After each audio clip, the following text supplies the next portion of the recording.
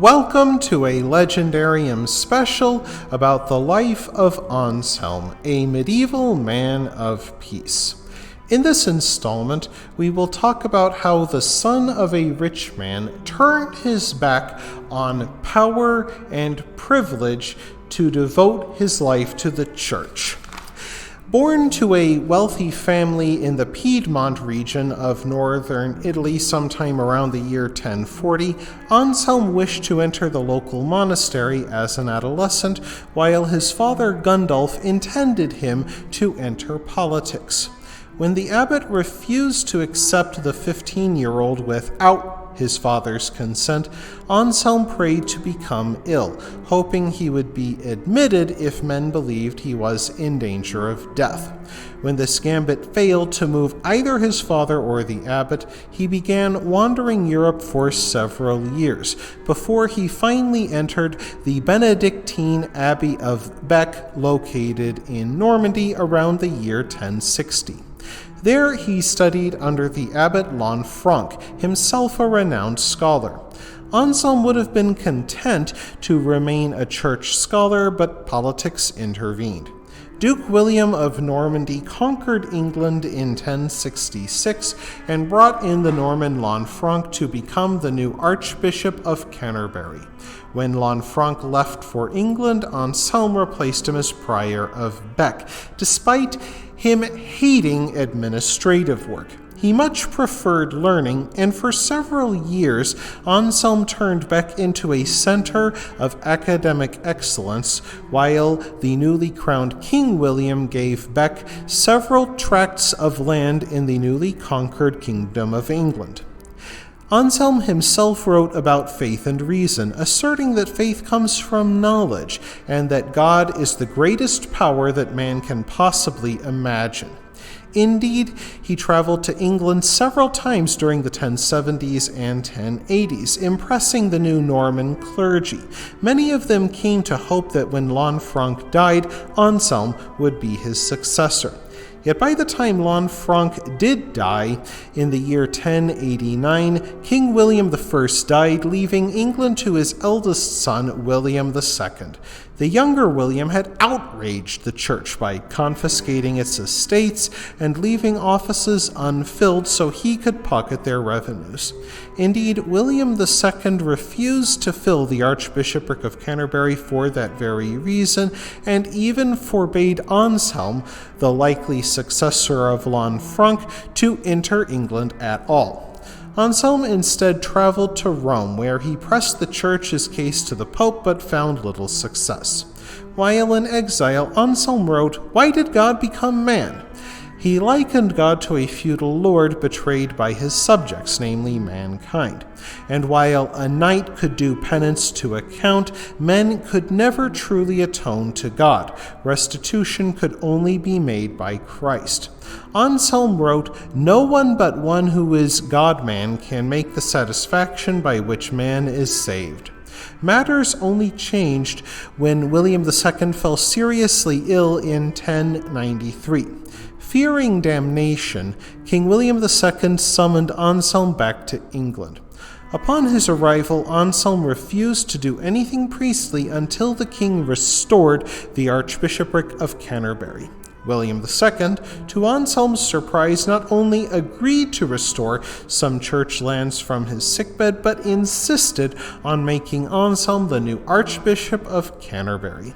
In the Middle Ages, bishops-elect made a show of protest to demonstrate their modesty, but Anselm really meant it. He had no wish to become archbishop, as that meant less time for his studies and more time stuck in the sinful world of politics. King William's men had to press the episcopal staff against his clenched fist, force the vestments upon Anselm, and sang a Te Deum. Unfortunately, that marked the high point of Anselm's relationship with William II.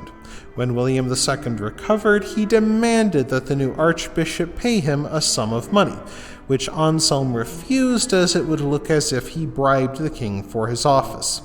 Relapsing into his old ways, William II refused to allow Anselm to travel to Rome, where he would receive his pallium from Pope Urban II. For the next 2 years, a war of words went on between the two men until a gathering of Norman clergy, the Synod of Rockingham, sided with the king.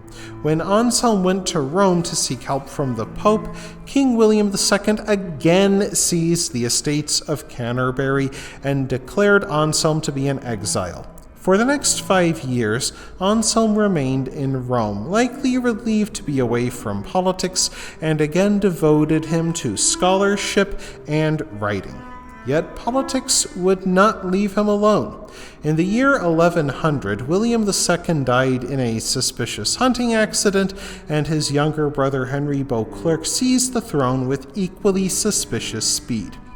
King Henry I, youngest son of the Conqueror, wanted to reconcile with the Church.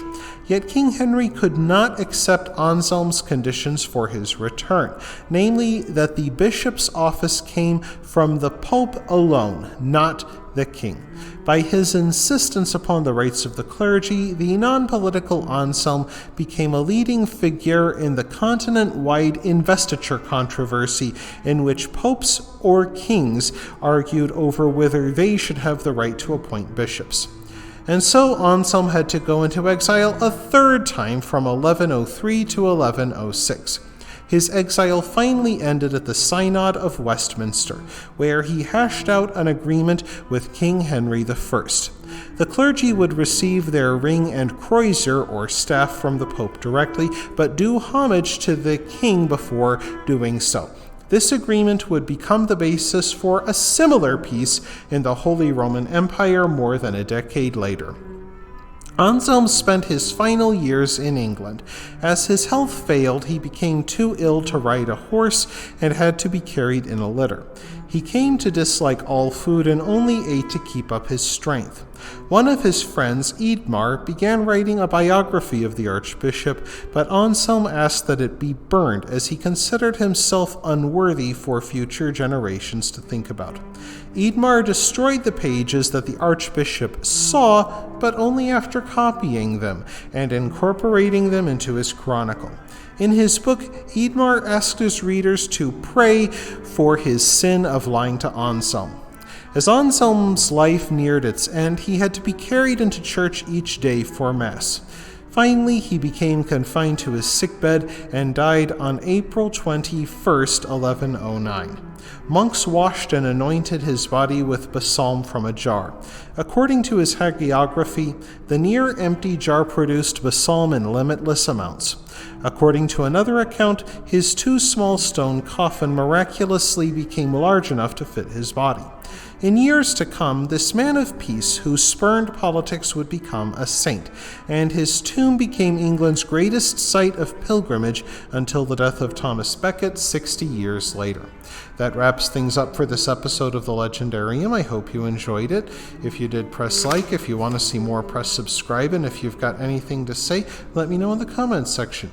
Thanks again for joining me, and I hope that you have a great rest of the day.